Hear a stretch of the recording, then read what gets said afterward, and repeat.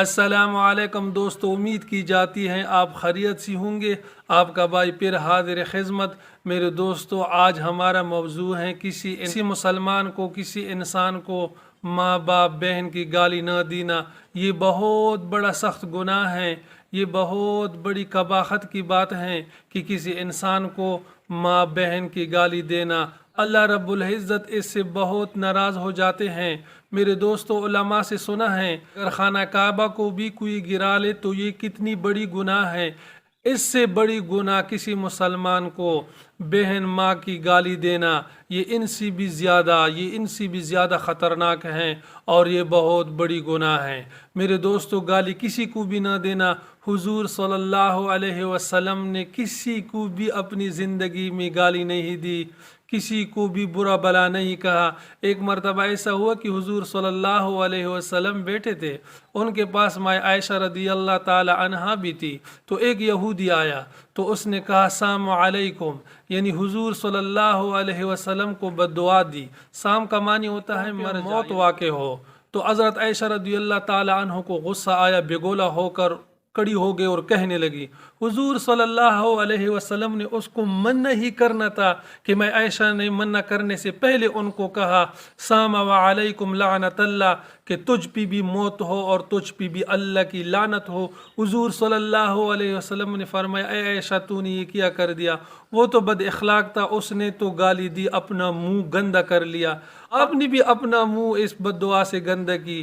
तो मेरे दोस्तों, हुजूर सल्लल्लाहु अलैहि वसल्लम के अखलाक को देखो। ज़िंदगी भर में भी किसी को गाली नहीं दी। जो इसके बड़े अजीम दुश्मन थे, बड़े मुनाफिक थे, उनको भी बुरा भला ना कहा। अब्दुल्ला इब्न उबई के बारे में आता है कि ये बड़ा मुनाफिक था।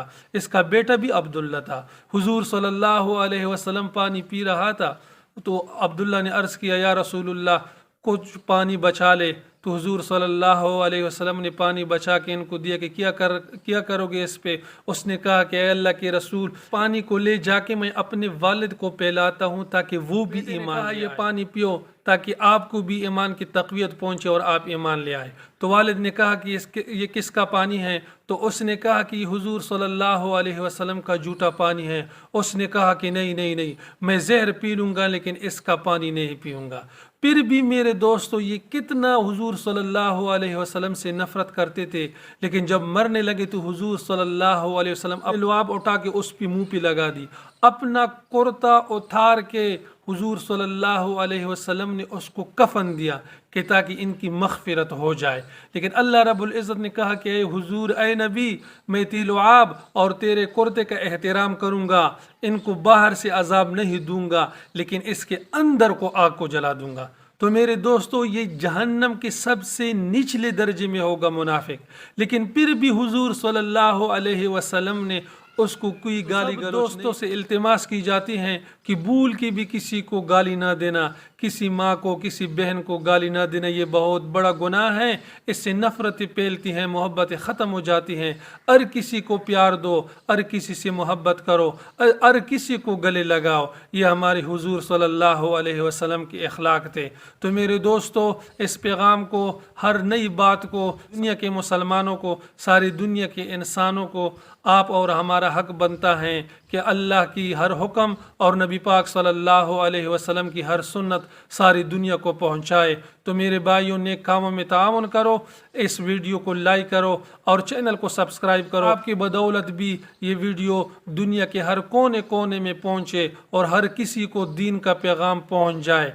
अपना बहुत सारा ख्याल रखिए। अल्लाह आप सबका हामी और नासिर हो। मिलते हैं नेक्स्ट वीडियो में। अल्लाह हाफ़िज़।